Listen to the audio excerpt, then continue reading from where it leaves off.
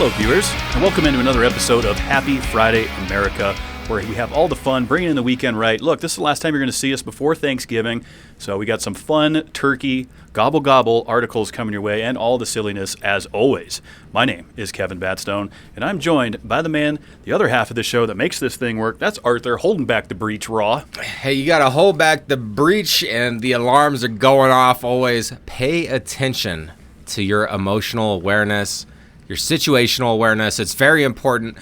It is November 21st. Let's get into it. All the juice, Art. What do we got today in history? Today in history, I'm going to first go to 1980, where Edison Lab records the first surviving motion picture. So in 1890, is when the Edison's Lab found this. The picture in question is Monkeyshines No. 1. So that's the first video ever, is called Monkeyshines No. 1. I did not know that. This was shot by William Am and Kennedy Dixon. I believe there was at least one spelling error in there. Also help from William Heisey. And this date is disputed for when this first picture was actually ever shot. It could have been shot June of 1889 or November 21st through the 27th of 1890. So that's my first one that I got today in history, the first ever film, which is pretty cool to talk about. We're going to 1931. Horror film Frankenstein is released. We all know the significant impact of that movie, and I wonder how it speaks to humanity. I wonder the hidden messages within Frankenstein. I'm sure that there's some there, but I do know this on a sad day. The day after today was the day that John F. Kennedy was assassinated in 1963. Today was the day that he flew to Texas, and then we all know what happened the day prior. Yep, there is some interesting conspiracies around that, but yeah, just like anything. I mean, you'd have to be a great shot to pull that off. I believe it was the driver. I just remember my mom remembering it. She would talk to me about how she remembered that day, and it's kind of like 9/11s for us. Big for their childhood. You know, I always remember when they rolled in those big TVs to the rooms, and we were catching that coverage on... The one that they would strap to the thing on the wheels and roll it in. Man. Yeah, back in the days, man. And what a blessing it is to be alive. In 1976, a movie premieres in New York and is 1977's Best Picture. Kev, what movie do you think it is? I left an actor named Carl Weathers and blank starred in this film. 1976, November. It had to have been a holiday film, I bet. It was not. It was not a holiday film? I got nothing. Not. Adrian! It's Rocky. Oh, Rocky came out in 76? Yeah, Rocky with Sylvester Stallone. And Carl Weathers crushed Rocky. And that's a great movie. And, you know, they made a bunch of them, and they're still going on strong. And then this was an interesting one that I couldn't pass up. 2016, that celebrates the 50th anniversary of the IR-8, which is a high-yielding rice variety that helped avert famine across Asia. So I didn't know about that, about this IR-8 high-yielding rice variety that basically saved like a whole continent, and that is today in history. Hey, man, get that bowl of rice in you. That'll fill you up. I love rice. A lot of the world eats rice. It's a great rice filler. Or noodles? Which one you giving up? I'd give up noodles and keep rice. I'd keep rice. Tortellini? I'm not really a big fan of either, but that's not the Would You Rather this week, Art. No, it's not. It popped in my head. I don't know. Which way you going, audience? It doesn't matter, because that's not the Would You Rather It's not week. the Would You Rather. And now we're talking about getting food delivered. Yes. I'm starting off with my dumbass of the week. Interesting read here. A DoorDash driver was hit with felony charges after showing up at a customer's house, dropping this order off. Now, what took place next is interesting, because according to her story, she claims that a man lured her inside and suggested that it was sexual assault. Police then reviewed the home security footage and said, nope, she walked in on her own. The man was passed out on the couch with his underwear and his pants down to his ankles. Okay. And she proceeded to film it. She filmed him, apparently then spread it on TikTok. She's now facing 2 felony charges: unlawful surveillance and a second degree in dissemination on unlawful surveillance images. Her court date is coming up here on December 4th, and if she's convicted, she could face 8 years for this. Really? I mean, she was Basically broke and entered yeah. So she arrived, with the food. but the door was just unlocked. I'm assuming it was like a screen door thing, like the main door was open, but the screen was there, and you can kind of just go in. Okay. It's what it appeared to me. This And was so she like was leaning in and looked, and the dude probably had done something to help him relax, he probably masturbated and then passed out. and then with passed his out pants around his ankle. while he was waiting for his food He order. was probably drunk. He's like, "Let me DoorDash. I'm gonna hammer one out. Yeah. and then I'm gonna eat." And then after I wake up, I'm gonna eat. Yeah. And then Yep. she walked in on him, Started filming draws down, and started filming him, and then put it on TikTok. and then claimed that he. Lured her in. But the Yeah, she's a dumbass. Yeah, this is Dumbass of the Week. 23-year-old out of Oswego, New York. Don't have her name. Court date coming up. Just, it's getting wild out in the streets, Art. Absolute dumbass of the week.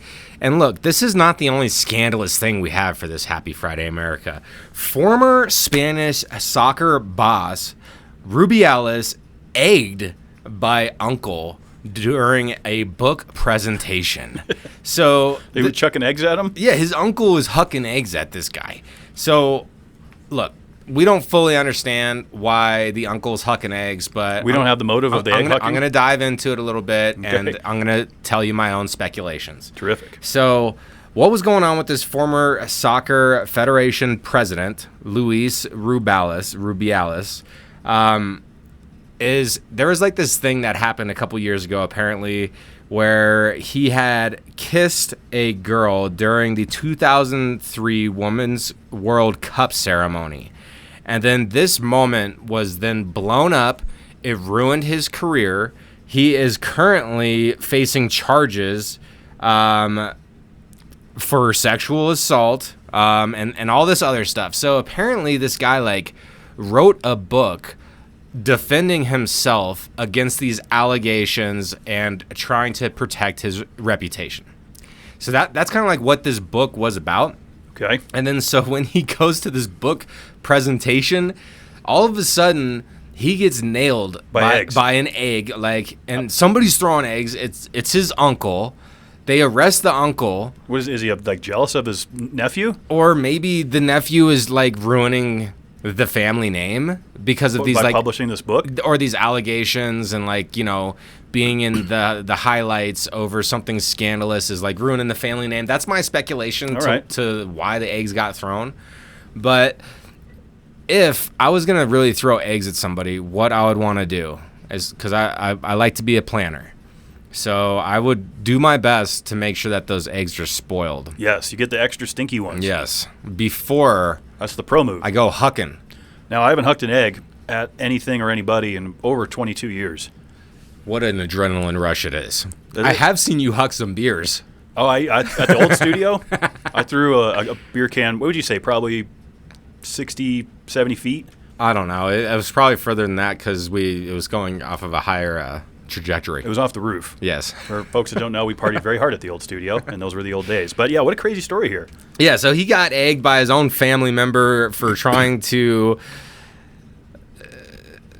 make these allegations disappear. And his uncle's like, fuck that, I'm showing up egging this shit. Who knows? Yeah, if your own family don't got your back on this, that speaks to something about this scandalous stuff that's going on here. But either way, I couldn't ignore that article, and I definitely couldn't ignore the picture of this article because I saw this one that you're going on next for Kev's Random Record of the Week. Oh, yeah, this is a good one here. David Rush did do some wild things. He was riding a unicycle with bowling balls this week, so quick shout out to him. How does that look like? Oh, yeah, maybe we'll cover Like he's it. holding? Oh, yeah, you got to see it. It's unreal. Mr. Rush. Record, I mean, I could do Rush every week just because he's so on it. We got to give our nods to some other folks. So this week, Martin Throby, a 42-year-old Swedish lad, decided I'm going to break a record of how many matches I can put up my nostrils.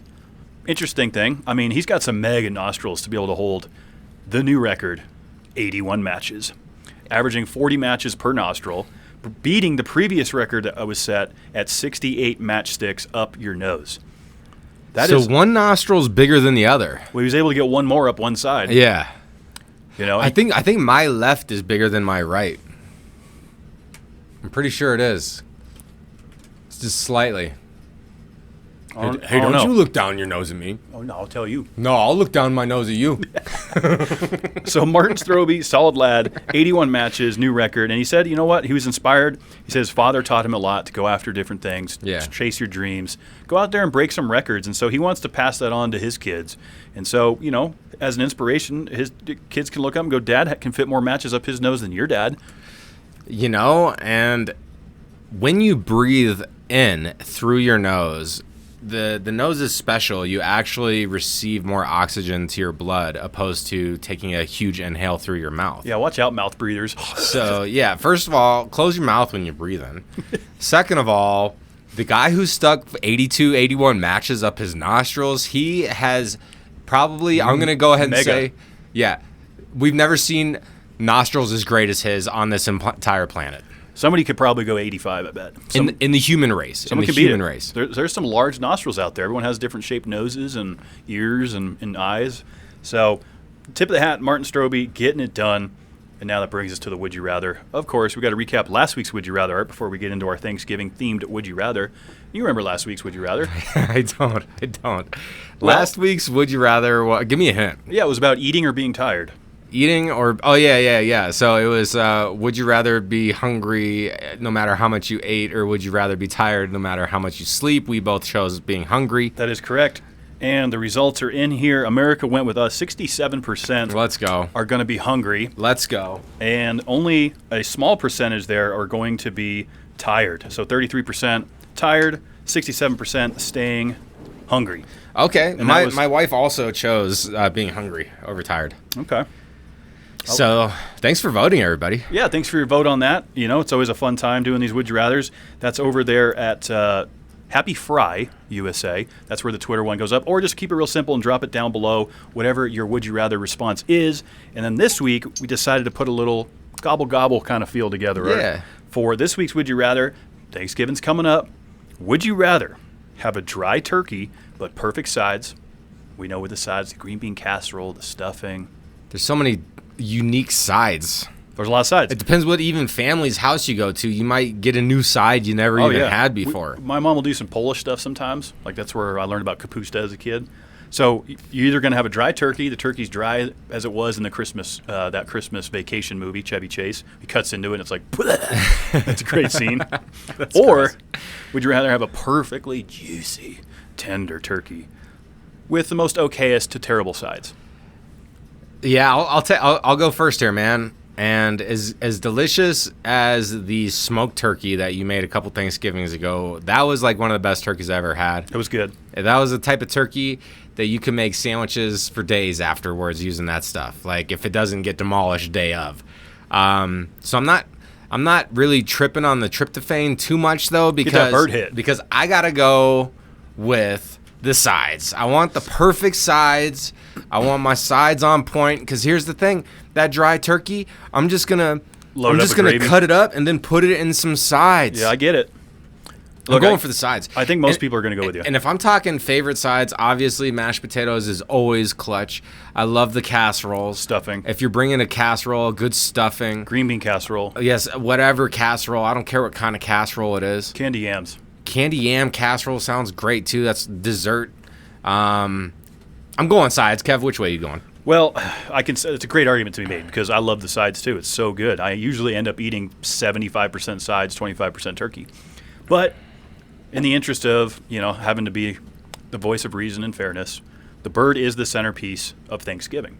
It is what everyone is waiting for. We're waiting for the turkey to arrive, guys. Who's carving the turkey?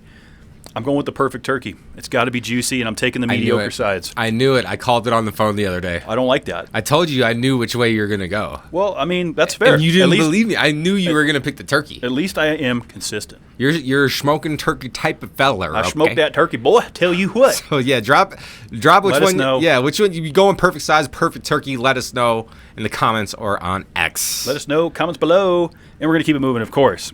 Another kind of wild article I found here are titled, "A 10-year-old drives himself home from elementary school after a fight with his mom. Dad arrested." Well, yeah, why did Dad get arrested for this? So down there in Mount Juliet, Tennessee, boy drives himself home after school with an argument with his mom. So don't really know kind of how this argument began, what they were arguing about. She left them in the running car while she went inside to the school briefly, probably to talk to the principal, gather some homework assignments, what have you. And the kid's like, you know what? I'm out. I'm taking this thing. Taking it. I'm grabbing this whip, and I'm heading home. See you, Mom. Good luck. See you, bye. 10 years old, though?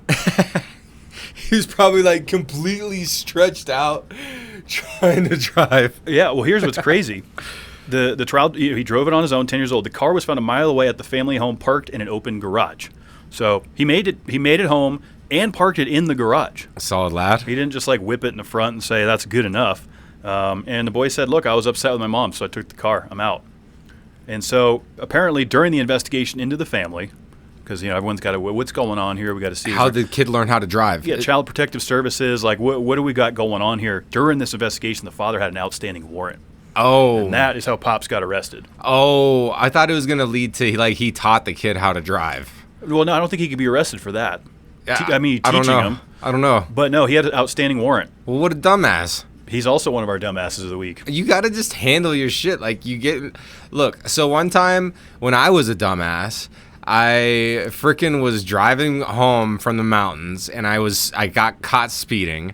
I got a ticket in Eagle Summit County or whatever the hell. And then I proceeded to never pay it or ignore all the mail I received on it. And then when I go to renew my license, oh, well, guess what? My license was completely suspended. The $100 ticket turned into like a $350 fee. And then I had to go take driving classes again to get my, go through my permit phase and then reissue my license. It was the biggest pain in the ass I ever had to go to renew my license. Apparently, I was driving on a suspended license for like a year and 2 months. So just handle your shit, people. Handle your shit. Just take care of it right away. Keep an eye on your kids. Don't let them drive away in your vehicle. Yeah, if you got a warrant, just handle your shit. I was like 14 when Mom started letting me putt around the neighborhood. I was learning how to drive a stick while also learning how to drive at the same time, which was... And you went to a oil change service place in Parker. I'll be there tomorrow. And they couldn't drive your manual. No, I'll be there tomorrow, so I'll be seeing you guys tomorrow. And hopefully, last time they knocked 10% off because I had to drive that sumbitch in there. You better amp that up. If they can't do it again, you'll be like, this is going to be 15. I already have a coupon for 20, so I'm going for 30. Okay, I like it. Yeah, people can't drive manuals anymore, but the fact remains, the boy was not harmed. Dad goes to jail. Tighten up your shit here. A little family drama out there in Mount Juliet, Tennessee. Wow. 25 facts about Thanksgiving that you probably haven't heard of and that will be the rave during your Thanksgiving. Are you going to go through all 25? Absolutely not. But you can go ahead and click the link below because that will lead you right to this article, and there's a lot of great stuff in here. So I picked out some of my favorites, okay? So the first turkey trot dates back to 1890s. So about the same time that the first video was ever made, the first Monkeyshines. Number one. Yeah, number one was about the same year that the first turkey trot happened. What a great movie. Okay. I would love to see it again. Another one is that pumpkin pie actually is not America's favorite pie. For Thanksgiving. It's not our favorite pie. What is Thanksgiving? What did it you got this. Apple. Yes. It's apple. It's got to be. It's apple pie is America's favorite. Do you like apple over pumpkin? It depends. You like them both? I love them both, but honestly, that pumpkin with the whipped cream on top, ooh, that's tough. A little bit of cinnamon. My mom made it. Nah, I got to choose pumpkin. I don't know. My mom makes a pretty good apple. I know that the apple is just a different consistency. Like the apple's more chunky. We get warm fruit. Yeah, which is kind of a weird thing. But it's still it's good. It's cinnamony. Do you like it a la mode? What does that mean? With like a scoop of vanilla ice cream on it? Oh my God, get out of town. Just get out of town right now. And so the American Pie Council is the one that put an end to the pumpkin versus I didn't apple know there pie was debate. an American Pie Council. I think of the movie when you say that. No, that's why I put it in here. The American Pie Council? Yeah. How do you get on that fucking board? Dude, you probably have to be fat and live in Tennessee or something. I don't know.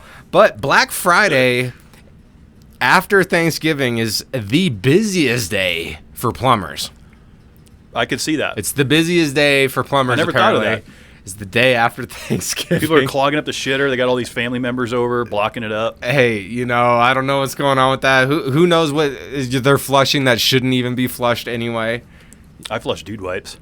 Well, it says flushable on there, but they're not. People be putting like straight up paper towel in there. People will be flushing like washcloths. Like tampons.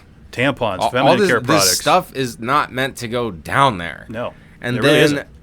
Thanksgiving leftovers actually led to the iconic TV dinners. So everyone's always eating these leftovers. Like, apparently that is what led to the idea of having these TV dinners. Those really blew up in the 70s and 80s. Yeah, you get your thing, you have your TV tray. I still think a TV tray, you whip cool. it out, you hide it when you're done. I think it's one of the best, most useful pieces of furniture you could have. Scale 1 to 10, how many drugs are in Hungry Man? Oh, a Hungry Man? Yeah. Oh, at least 52. Out of 0 to 10 scale, you're going 52? Well, 52 different drugs. I'm saying 10. You're going 10 out of 10. I'm going on the 10s on that. Sorry, Hungry Man. Yeah, whatever is deep fried, that chicken's deep fried in, drugs. And then I just had one more here. The traditional football game on Thanksgiving was not the NFL. It was actually started by college teams, and I believe that was in like the 1920s, and then it eventually went over to the NFL in like the 40s or 50s or something like that. I'm pretty sure the Cowboys have played on Thanksgiving for some ridiculous amount of years in a row now. And the Broncos always seem to play on Thanksgiving too. Not this year. You guys are off.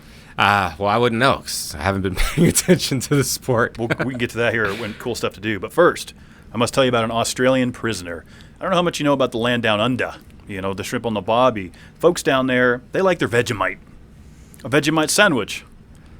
It's the yum get you some. What does it taste like? What is I a was a big Vegemite? fan. I sold it with my specialty foods company I worked for a long time, and we sold the Vegemite.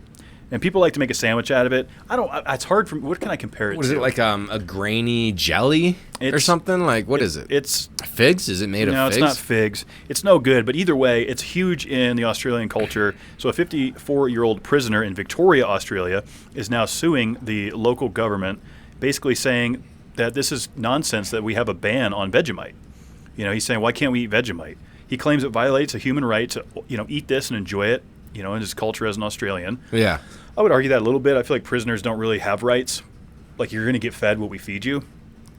Like, apparently Vegemite is now contraband because it's been banned in the prison system since 2006. Oh, so it used to be there, and which then now tells it's me banned. they were probably doing something with the Vegemite. I don't know if fermenting it. So a strong, salty, and bitter flavor with savory umami notes, whatever that is, umami, often described as similar to beef bouillon cube or intense soy sauce. Yeah, it's like, what could you do with it? They're doing something beefy. in jail with this. Dude, they can figure anything out in jail. Like prison punch, prison wine, whatever they call it. Just disgusting. But either way, he's suing him. He's going, this is my right to eat this nasty Vegemite. And we'll see what happens. The prisoners it's going to the court. They're going to reconsider the ban, and hopefully I have a follow-up for you at some point.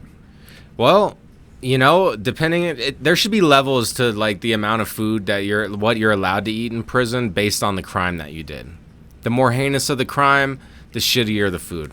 Yeah, or like you only get fed once every 3 days because you can go 3 days without food. Well, and technically, like that's probably the healthiest you're gonna be as a human, like eating once every 2 days or like. And all you have to do is work out. Yeah. Like you have nothing else to do in prison. Yeah. So you don't need to be eating all the time. No, you don't need to eat. But these guys apparently are craving salty and bitter flavored, savory, beef bouillon cubed intense soy sauce Vegemite.